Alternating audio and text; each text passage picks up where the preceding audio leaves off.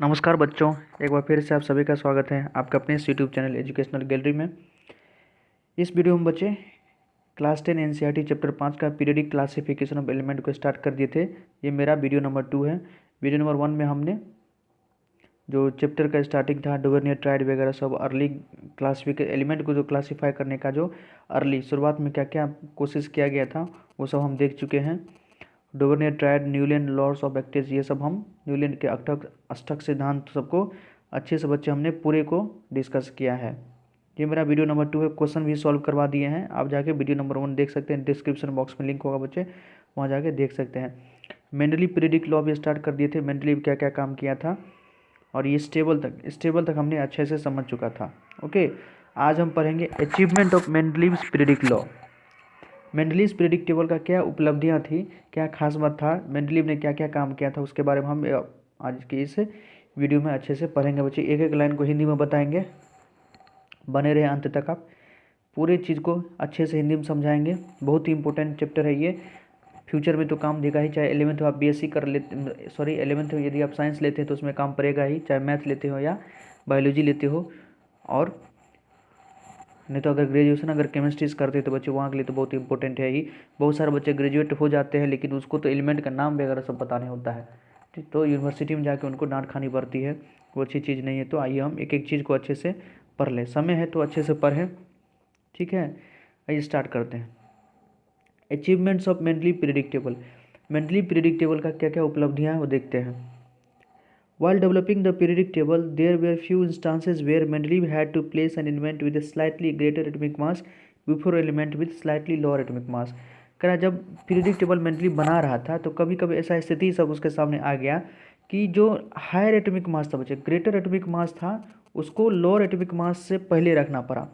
अभी तक जो भी साइंटिस्ट हमने देखा था, चाहे डोवेर्नियर को देखे या न्यूलैंड को देखे या मेंडलीव खुद, इस सब का जो मेन कॉन्सेप्ट था कि एलिमेंट जो है, एलिमेंट को क्या करना है, जो बहुत सुंदर लेंथ है बच्चे कि प्रॉपर्टीज ऑफ एलिमेंट, एलिमेंट का जो प्रॉपर्टी है वो periodic function of the atomic मास, उसके एटॉमिक मास का पीरियडिक फंक्शन है।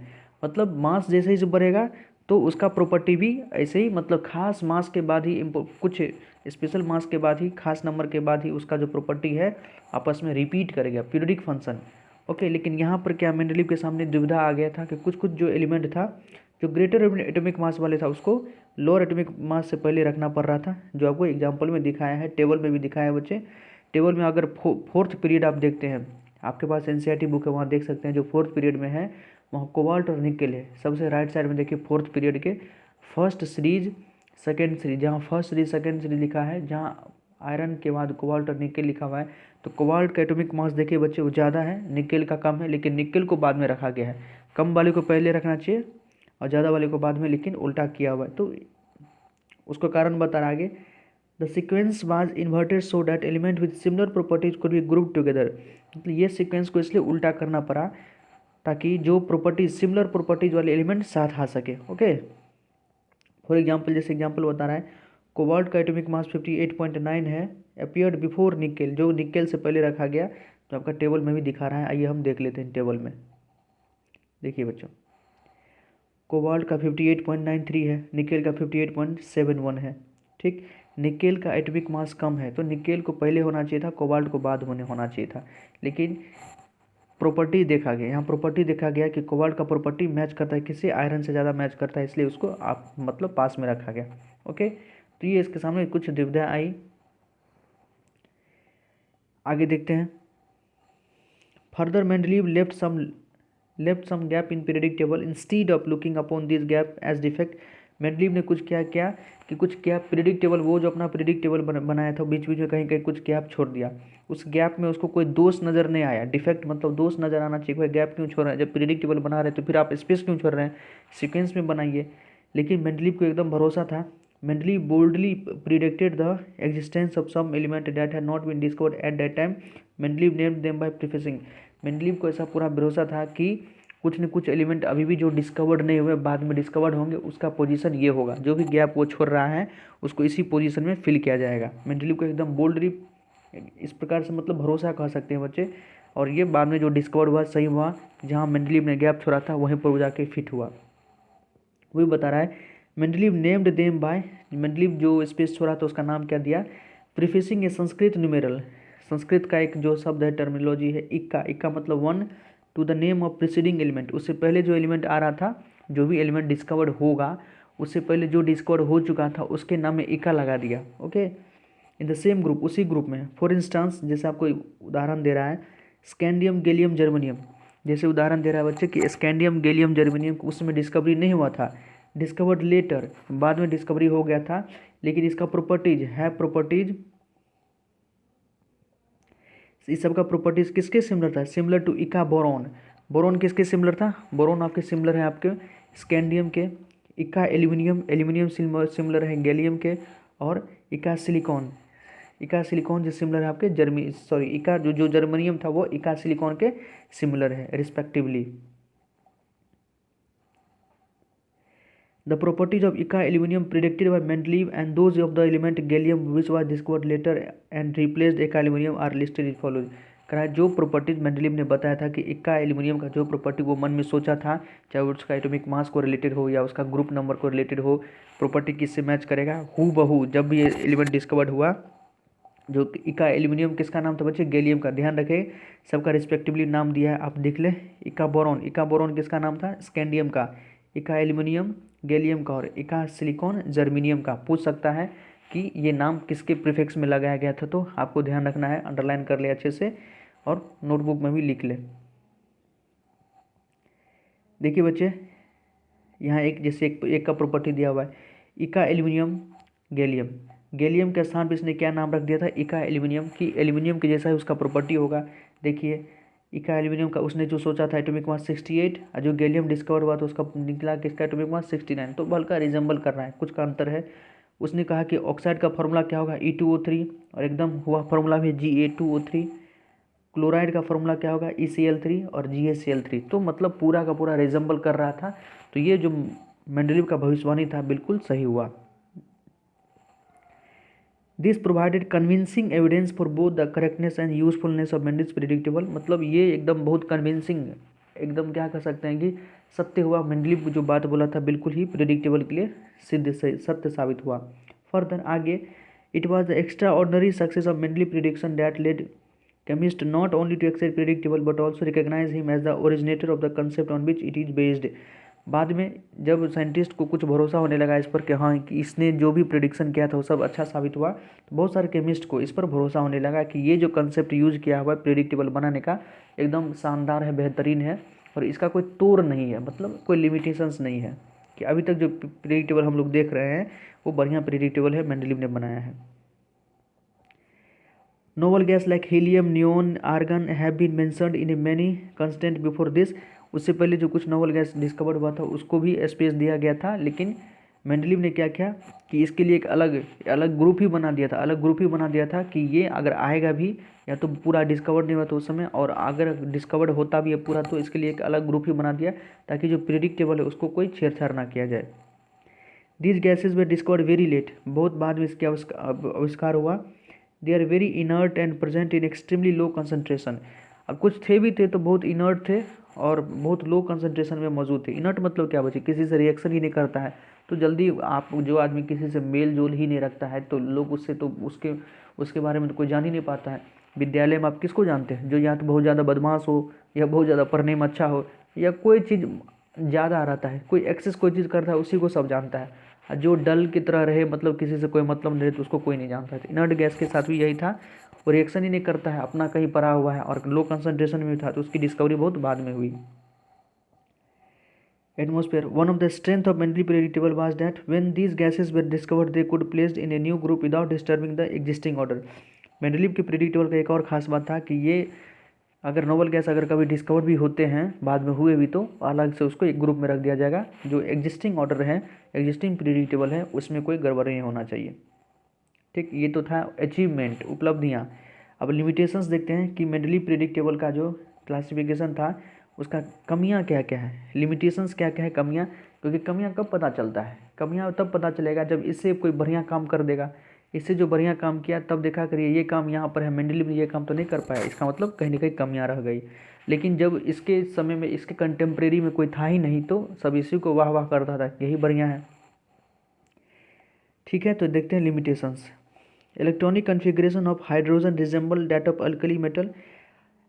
हाइड्रोजन का जो इलेक्ट्रॉनिक कन्फिग्रेशन था, हाइड्रोजन कितना होता है बच्चों, 1s1। हाइड्रोजन का एटॉमिक नंबर कितना है, 1, तो इसका इलेक्ट्रॉनिक कन्फिग्रेशन क्या होगा, 1s1। ये रिजेंबल करता है किससे, मेटल से। मेटल जैसे लिथियम, लिथियम क्या है, मेटल है, इसका इलेक्ट्रॉनिक कन्फिग्रेशन लिखिए तो 1s2 2s1। s1 देखिए यहाँ भी s1 है और हाइड्रोजन में भी s1 है, तो मैं वही कह रहा है कि हाइड्रोजन का इलेक्ट्रॉनिक कन्फिग्रेशन मेटल के साथ रिजेंबल करता है। हाइड्रोजन कंबाइन विथ हाइड्रोजन, लेकिन हाइड्रोजन जो है हेलोजन के साथ भी कंबाइन करता है, ऑक्सीजन के साथ कंबाइन करता है, सल्फर के साथ कंबाइन करता है, कंपाउंड बनाता है। सिमिलर फॉर्मूला है, सोन इन द एग्जाम्पल, आपको फॉर्मूला भी दिया हुआ है।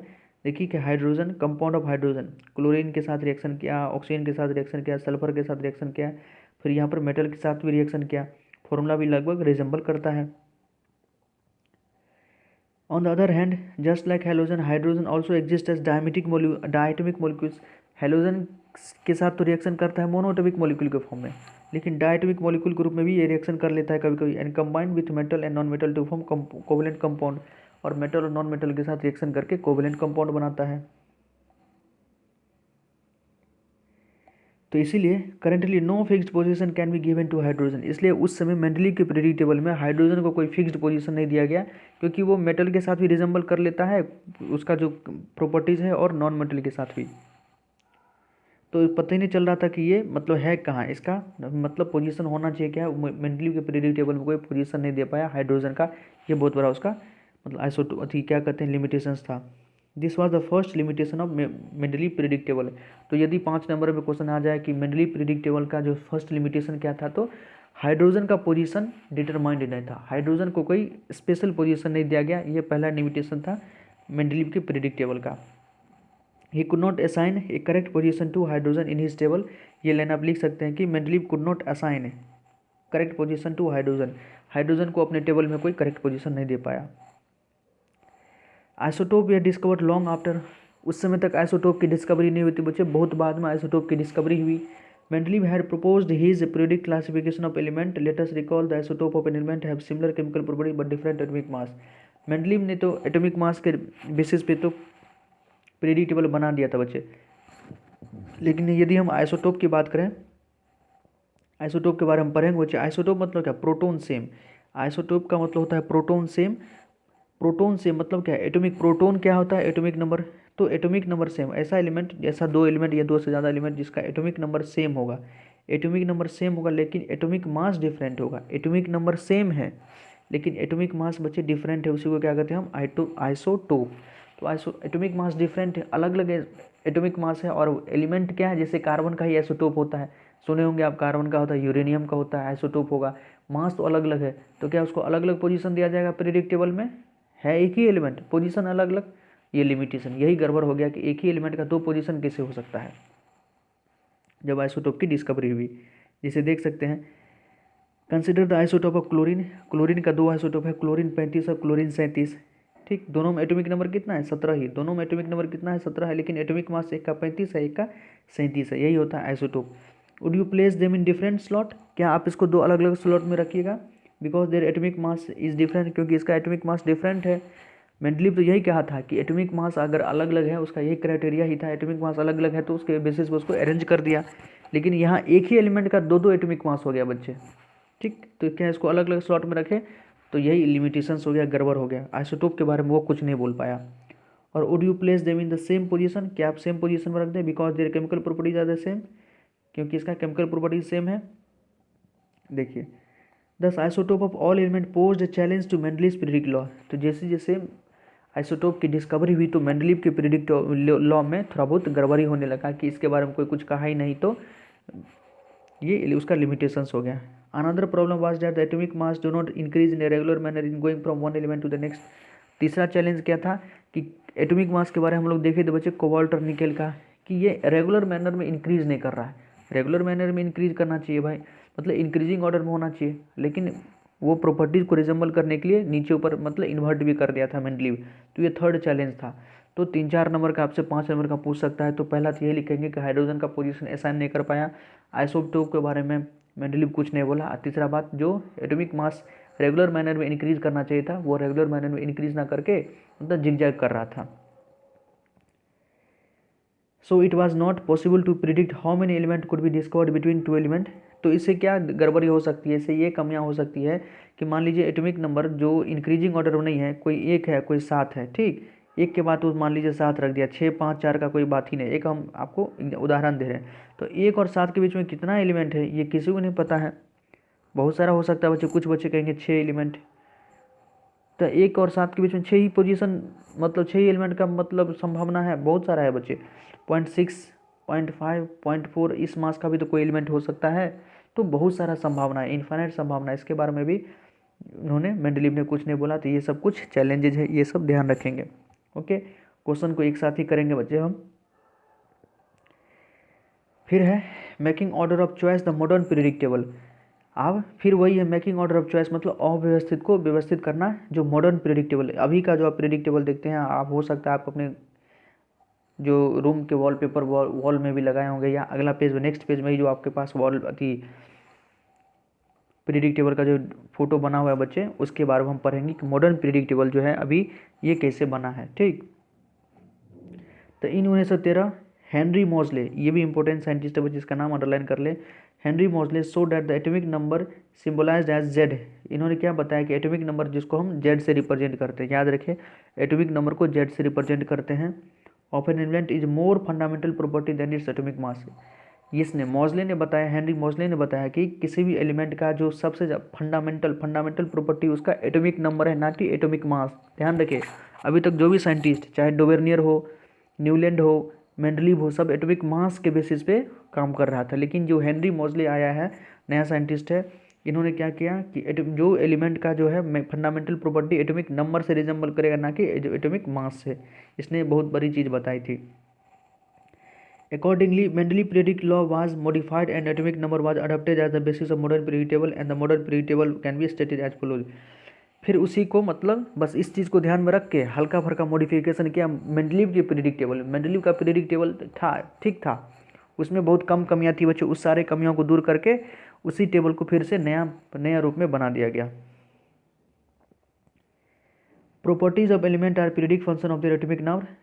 ये इंपॉर्टेंट लाइन है, इसको आप अंडरलाइन कर ले, हाईलाइटर हो तो हाईलाइटर से भी इसको आप हाईलाइट कर सकते हैं बच्चे। इंपॉर्टेंट लाइन है कि प्रॉपर्टीज ऑफ एलिमेंट का जो प्रॉपर्टीज होता है वो उसके एटॉमिक नंबर का पीरियडिक फंक्शन है। ओके, अभी तक क्या था, एटॉमिक मास का पीरियडिक फंक्शन था, लेकिन हेनरी मॉजले क्या बोला कि properties of element are periodic function of their atomic number. ध्यान रखें, MCQ में आ सकता है। Let us recall that the atomic number gives the number of proton. Atomic number का मतलब क्या होता है कि किसी भी एलिमेंट में या किसी भी एटम में उसका प्रोटॉन कितना, प्रोटॉन की संख्या कितनी है, ठीक, उसके न्यूक्लियस में।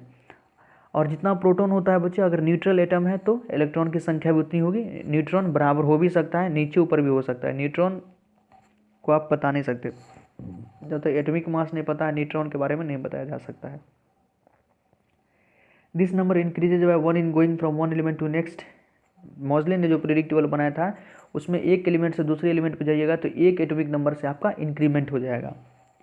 Element when arranged in order of increasing atomic number lead us classification known as the modern periodic table. बस जैसे ऐसे ही इस क्लासिफिकेशन के बेसिस पर कि एक एटॉमिक नंबर जैसे बढ़ने से दूसरा एलिमेंट आ जाता है, इसी बेसिस पर क्या हुआ है, मॉडर्न पीरियडिक टेबल बना है। Prediction of properties of element could be made with more precision when element were assigned on the basis of increasing atomic number।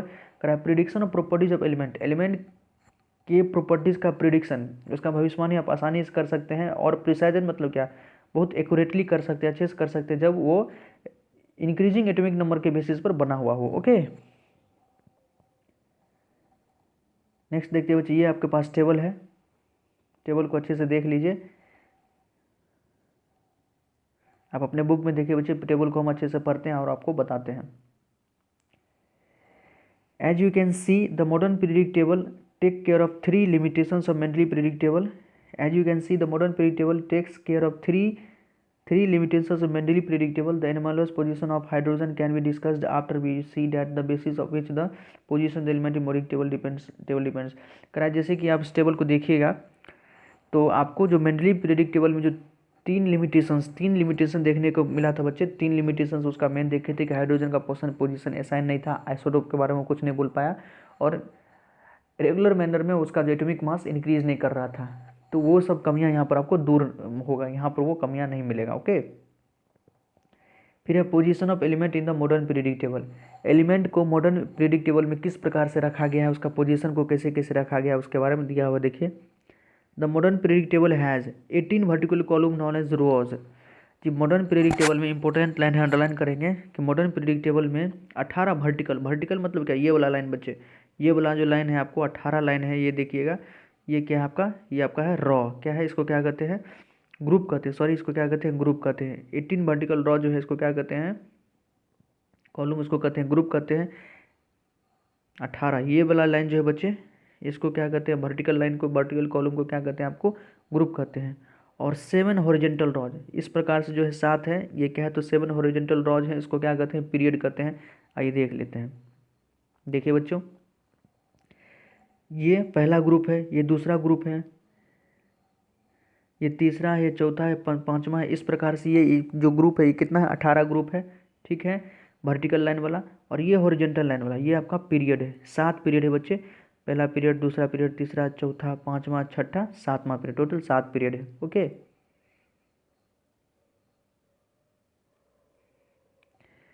एक एक्टिविटी देख लेते हैं, इंपॉर्टेंट एक्टिविटी है।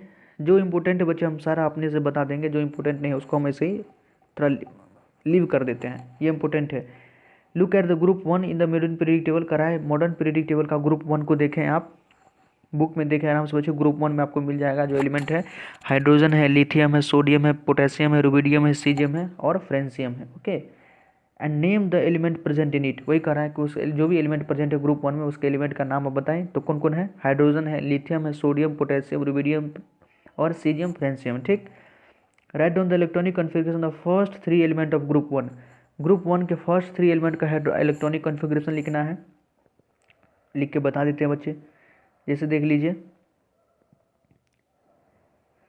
ग्रुप 1 में जो फर्स्ट 3 एलिमेंट है, सबसे पहले हाइड्रोजन। हाइड्रोजन का लिखिए क्या होगा, हाइड्रोजन में कितना एटॉमिक नंबर है बच्चे, 1 है इसका, तो 1s1। ठीक, उसके बाद है लिथियम, फिर है सोडियम।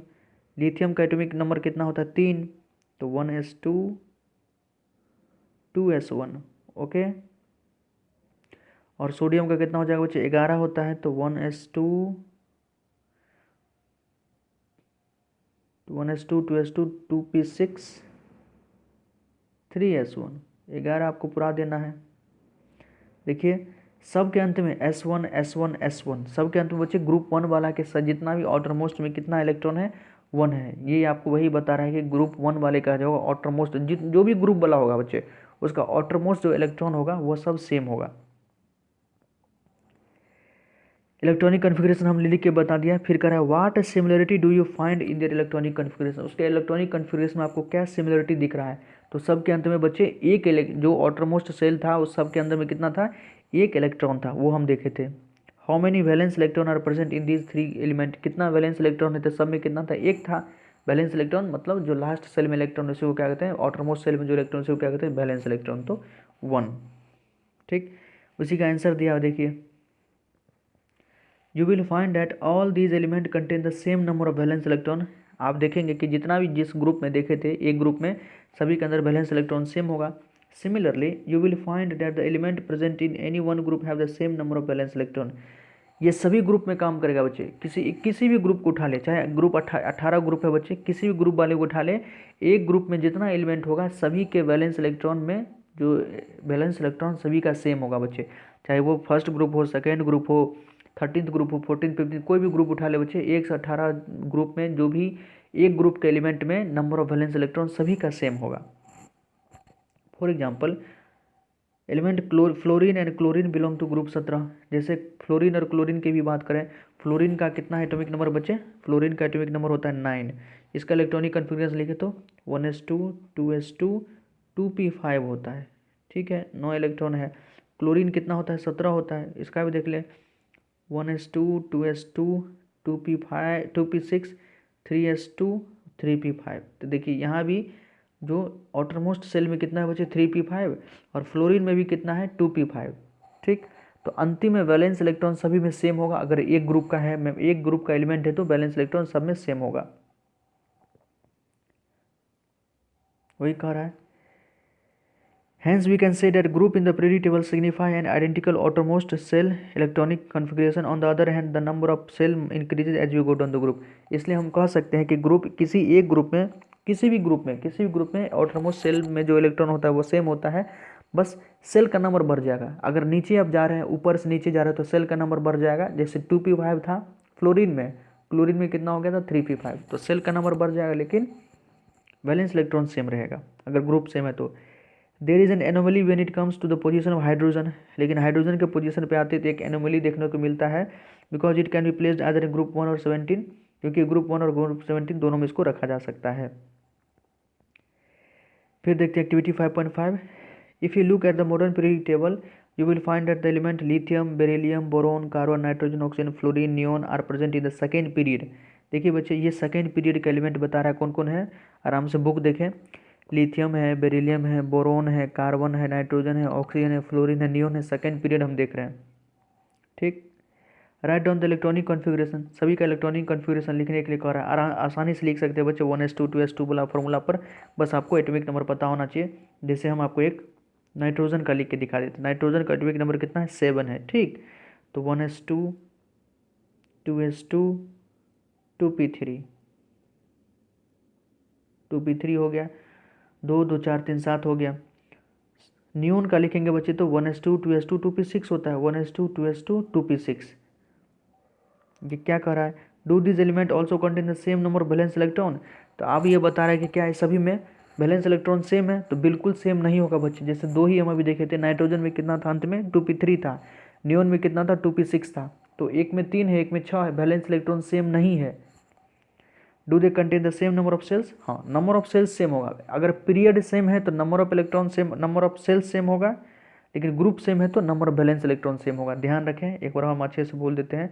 अगर किसी भी एलिमेंट का पीरियड सेम है, किसी भी एलिमेंट का पीरियड सेम है, सेम पीरियड वाले के अंदर क्या सेम होगा तो नंबर ऑफ सेल्स सेम होगा. अगर सब 2 वाला है तो सब 2 ही वाला होगा. सब 3 वाला है तो 3 वाला ही होगा. ठीक है. अगर किसी एक ग्रुप सेम है सबका, तो बच्चे क्या सेम हो सकता है उसका वैलेंस इलेक्ट्रॉन वहाँ पर सेम होगा. सभी एलिमेंट का वैलेंस सेम इलेक्ट्रॉन सेम होगा. ये ध्यान रखेंगे आप. You will find that these element of second period do not have the same number of valence electron. बताए थे पीरियड, अगर पीरियड में वैलेंस इलेक्ट्रॉन सेम नहीं होता है बच्चे, ग्रुप सेम है तो वैलेंस इलेक्ट्रॉन सेम होगा. But they contain the same number of shells. लेकिन नंबर ऑफ सेल सेम होगा. पीरियड सेम है तो नंबर ऑफ सेल सेम होगा. You also observe that the number of valence cell electron increase by 1 unit as the number of atomic number increase by 1 unit on moving from left to right. एक चीज़ और आप observe किए होंगे कि जैसे ही एक मतलब एटॉमिक नंबर बढ़ता है एक से, तो नंबर ऑफ इलेक्ट्रॉन भी एक से बढ़ जाता है पीरियड में. और we can say that atoms of different element with same number of occupied cell are placed in the same period. मतलब atoms with different elements, atoms of different element with same number of occupied cell. अगर कोई अलग अलग element है लेकिन occupied cell उसका same है, मतलब सब 2p वाला का ही है या 3p वाला का है, तो उसको सेम पीरियड में रखेंगे. जैसे sodium, magnesium, aluminium, silicon, phosphorus, sulphur, chlorine and argon are belong to the third period. तो सभी में 3 पीरियड ही आएंगे बच्चे. Boron period table. Since the electrons in the atoms of this element are filled in KLM shell. KLM के basis पर भी electronic configuration सिखाया जाता है. अगर फर्स्ट पीरियड में फर्स्ट सेल है तो K, सेकेंड सेल है तो L, थर्ड सेल है तो M तक जाएगा electron. Write the electronic configuration of this element and confirm the above statement. Each period marks a new electronic shell getting filled. करा कि सभी का इलेक्ट्रॉनिक कन्फिग्रेशन लिखे, आपको पता चल जाएगा किस में K में फील हो रहा है, किस में L में, किस में M में. How many element are there in the first, second and the third period. First period में कितना एलिमेंट है, सेकेंड पीरियड में कितना एलिमेंट है, थर्ड पीरियड में कितना एलिमेंट है. तो आप आसानी से गिन के भी बता सकते हैं. लेकिन बच्चे एक फार्मूला आपको आगे ड्राइव करना बताएगा, उसे भी आप बता सकते हैं. फर्स्ट पीरियड में जैसे 2 है तो फार्मूला है 2n² फार्मूला यूज़ कर लिए बच्चे. 2n², जहाँ n क्या है नंबर ऑफ पीरियड. पहला पीरियड है तो n के स्थान पर 1 रखे हैं. 1 का स्क्वायर 1 और 2 तो 2 हो जाएगा. सेकेंड में कितना हो जाएगा 8 हो जाएगा. थर्ड में कितना हो जाएगा 8 हो जाएगा. करके देख सकते हैं. We can explain the number of element in this period based on how electrons are filled into various cell. You will study the details of this in higher class. करा इसके बारे में और अच्छे से आप हायर क्लास में 11th में बढ़िया से बताया जाता है जब इलेक्ट्रॉनिक केमिस्ट्री पढ़िएगा तब. Recall that the maximum number of electron that can be accommodated in a cell depends on the formula. Maximum number of electrons that can be accommodated in a cell. Question direct पूछेगा आपसे कि maximum number of electron that can accommodated in shell का formula क्या है तो बच्चे 2n²। Maximum कितना electron को एकोमोडेट कर सकता है किसी सेल में, तो उसका फॉर्मूला है 2n²। जहाँ n क्या है, where n is the number of given shell from the nucleus, मतलब कि सेल का संख्या कितना है वो आपको बताना है n के स्थान पे। जैसे k सेल है बच्चे, कोई k सेल है तो उसमें n का नंबर कितना हो गया, 1 हो गया, तो 2, hence the first period has 2 electron, इसलिए फर्स्ट पीरियड में 2 इलेक्ट्रॉन होगा। l सेल तक जा रहा है तो 2 का स्क्वायर 4 करेंगे, 4 दूना 8, तो hence the second period has 8 electron. Third period में जाएंगे तो आपको निकलेगा the third period, fourth, fifth, six and seven period have 8, 18, 32 and 32 element respectively. The reason for this you will study in higher class, और इसके बारे में जो रीजन है बच्चे आप हायर क्लास में पढ़ेंगे। The position of an element in the periodic table tell us about chemical reactivity. The position of element in the periodic table, periodic table में जो भी एलिमेंट का पोजीशन है वो आपको उसके केमिकल रिएक्टिविटी के बारे में बताता है। As you have learned the valence electron determine the kind and number of bonds found by element. Valence electron आपको ये बताता है कि वो कितना बॉन्ड बना सकता है, कितना बॉन्ड बना सकता है उसके बारे में हमको जानकारी देता है। Can you now say why Mendeleev's choice of formula of compound as the basis for deciding the position of element in his table was a good one. Mendeleev ने भी इस पर काम किया था, उसने ऑक्साइड और हाइड्राइड की बेसिस पे भी फॉर्मूला तैयार किया था, और अच्छे से मतलब उसी पर बेसिस पे वो पीरियडिक टेबल को भी अच्छे से बनाया था। How would this lead to element with similar chemical properties being placed in the same group. Okay, तो यहाँ तक बच्चे हमने पढ़ा है 5.3 trend in the modern periodic table. ये आगे से बहुत आसान हो जाएगा, आपको बैलेंस ही देखना है, metallic property, non metallic property वगैरह सब देखना है, तो आगे आसान हो जाएगा बच्चे। इसको हम अगली वीडियो में कंप्लीट करेंगे। इस वीडियो में यहीं तक रखते हैं। आपको कैसा लगा प्लीज़ चैनल हमें कमेंट करके बताइएगा। अच्छा लगा हो तो प्लीज़ चैनल को लाइक कर दीजिए, शेयर कर दीजिए, सब्सक्राइब कर दीजिए। और कोई भी क्वेरी हो, कोई हो सकता है कहीं चीज़ स्किप कर गया हो, समझ में नहीं आया हो, तो प्लीज़ बच्चे कमेंट करके आप हमें बता सकते हैं। डिस्क्रिप्शन बॉक्स में मेरा व्हाट्सअप नंबर है, वहाँ भी आप हमें मैसेज कर सकते हैं। ओके, इसके अलावा हमने लाइव प्रोसेस भी पढ़ा दिया है, केमिकल रिएक्शन से इक्वेशन भी पढ़ा दिया है। डिस्क्रिप्शन बॉक्स में बच्चे उसका भी आपका लिंक मिल जाएगा। तो धन्यवाद दोस्तों, प्लीज़ चैनल को सब्सक्राइब कर दीजिएगा, लाइक कर दीजिएगा।